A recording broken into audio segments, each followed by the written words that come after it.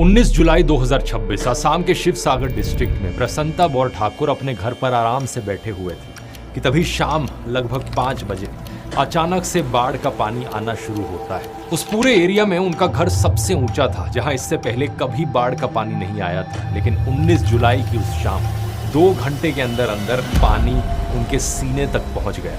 बचने के लिए प्रसन्नता ने बिस्तर पर कुर्सियां रखी और उनका परिवार पूरी रात इन्हीं कुर्सियों पर बैठा रहा। उनके पिता ने अपने 95 साल के जीवन में कभी ऐसी बाढ़ नहीं देखी थी। पूरा गांव पानी में डूब चुका था।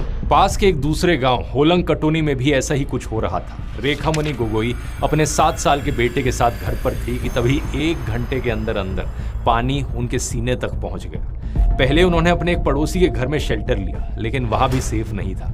तो रात के लगभग 8 बजे पड़ोस की महिलाओं ने रेखामणि को उनके बच्चों के साथ एक पेड़ पर चढ़ा दिया। माँ और बेटे पूरी रात लगभग 12 घंटे तक उसी पेड़ पर बैठे रहे। ये कहानी दोस्तों सिर्फ इन 2 परिवारों की नहीं है। पिछले कुछ दिनों से असम में हजारों लोगों को इसी तरह की सिचुएशंस फेस करनी पड़ रही है। न्यूज चैनलों में इसकी बहुत कम बात हो रही है, लेकिन असम इस वक्त पिछले 60 सालों में सबसे खराब बाढ़ का सामना कर रहा है। लगभग 80 से ज्यादा लोगों की मौत हो चुकी है और 2 लाख से ज्यादा लोग अफेक्टेड हैं। लेकिन सबसे अनफॉर्चुनेट चीज ये है दोस्तों कि असम में अब ये लगभग हर साल की कहानी बन चुकी है। बाढ़ आती है, हजारों करोड़ का नुकसान होता है, लोग मरते हैं, सरकार बाढ़ से निपटने का वादा करती है। मैं आज इस सभा के माध्यम से पूरे असम की जनता को आश्वस्त करने आया हूं कि एक 5 साल हमें और दे दीजिए।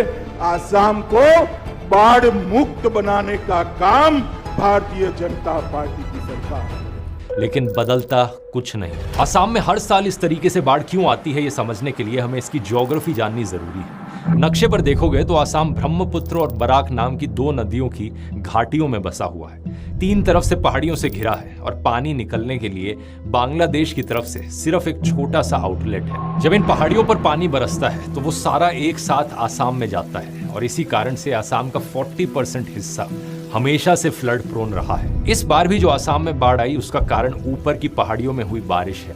18 और 19 जुलाई को नागालैंड के वोखा, मोकोकचुंग और मोन डिस्ट्रिक्ट्स और असम के चराईदेव डिस्ट्रिक्ट में नॉर्मल से बहुत ज्यादा बारिश हुई। नागालैंड में 8 से 9 घंटे के अंदर ही 137 मिलीमीटर बारिश हुई, जिसे असम सरकार ने बाढ़ का प्रमुख कारण बताया। मोकोकचुंग में नॉर्मल से 493% ज्यादा और चराईदेव में 436% ज्यादा बारिश हुई और इससे कुछ ही घंटों में असम की नदियों में पानी डेंजर लेवल को क्रॉस कर गया। स्पेसिफिकली कहा